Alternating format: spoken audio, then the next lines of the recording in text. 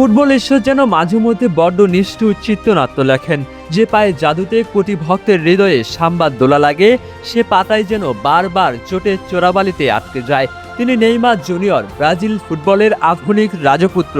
চোট যার ক্যারিয়ারের এক চিরন্তন সঙ্গী, আর বিশ্বকাপ যেন এক অনন্ত আক্ষেপের মঞ্চ।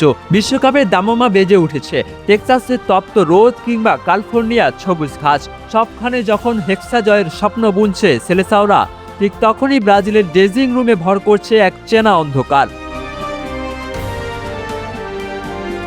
মরক্কোর বিপক্ষে বিশ্বকাপের প্রথম ম্যাচ, অথচ মাঠের বাইরে দাঁড়িয়ে ছটফট করছেন দলের সবচাইতে বড় ভরসা।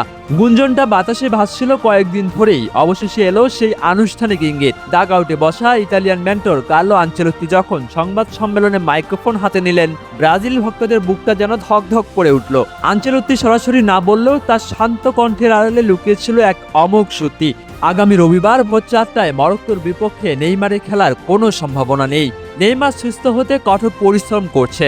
আশা করি আগামী সপ্তাহে সে দলীয় অনুশীলনে ফিরবে। কোচের এই একটি বাক্যেই নিশ্চিত হয়ে গেল যুক্তরাষ্ট্রের প্রস্তুতি ক্যাম্পে এখনও বুট পায়ে মাঠে নামতে পারেননি এই সান্তোস তারকা। সতীর্থরা যখন বল পায়ে ঘাম ঝরাচ্ছেন, নেইমার তখন রানিং শু পরে কাটাচ্ছেন ফিজিওথেরাপি টেবিলে, জিমের 4 দেয়ালে। কাপ মাসেলের সেই গেট টু চোট যেন আরও একবার কেড়ে নিল ব্রাজিলের 10 নম্বর জার্সির প্রথম ম্যাচ। তবুও প্রশ্ন জাগে, শতভাগ ফিট না হওয়া সত্ত্বেও কেন নেইমারকে রাখা হলো এই মহাযজ্ঞে স্কোয়াডে? কার্লো আনচেলত্তির কাছে এর উত্তরটা খুবই সহজ। নেইমার মানেই তো শুধু মাঠের অতিমানবীয় টেকনিক্যাল দক্ষতা নয়, নেইমার মানে ড্রেসিং রুমের এক বিশাল বটবৃক্ষ। তরুণ ভিনিসিয়াস রাফিনিয়াদের জন্য এক অফুরন্ত অনুপ্রেরণার বাতিঘর, যার উপস্থিতি পুরো দলের আত্মবিশ্বাস বাড়িয়ে দেয় বহু গুণ। সান্তোসের হয়ে কুরিতিবার বিপক্ষে সেই চোট, তারপর গেট টু ইনজুরি ধাক্কা, সব উপেক্ষা করে নেইমার লড়াই করছেন নিজের শেষ বিশ্বকাপে দেশের যাত্রীতে আরও একবার জ্বলে ওঠার জন্য। ফুটবল ইতিহাসে নিজের নাম তিনি অনেক আগেই খোদাই করে রেখেছেন। এবার শুধু অধরা স্বপ্নটা ছোঁয়ার পালা। নেইমার নেই, তবে ব্রাজিলের সাম্বা সূত্র থেমে থাকবে না। মরক্কোর বিপক্ষে প্রথম ম্যাচে আনচেলত্তি সাজাচ্ছেন তার নতুন যুদ্ধ কৌশল।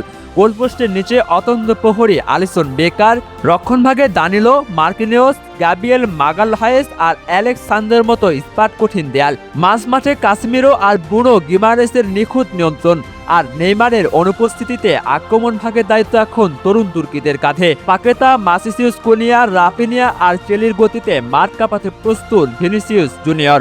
মরক্কোর বিপক্ষে ম্যাচ দিয়ে শুরু হচ্ছে ব্রাজিলের আরও একটি হেক্সা মিশন। নেইমার হয়তো প্রথম ম্যাচে থাকছেন গ্যালারিতে, কিংবা ডাগ আউটে বসে দুঃখে কাঁদবে তার ফুটবলীয় মন, কিন্তু কোটি ভক্তের প্রার্থনা খুব দ্রুতই মাঠে ফিরবেন রাজপুত্র। চোটের এই অন্ধকার পেরিয়ে তিনি আবার বুট পায়ে নামবেন, সাম্বার ছন্দে মাতাবেন বিশ্ব।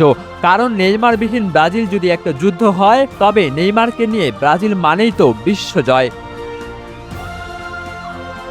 মাহমুদ বিন মারুফ, স্পোর্টস ডেস্ক, ডেইলি সকালবেলা।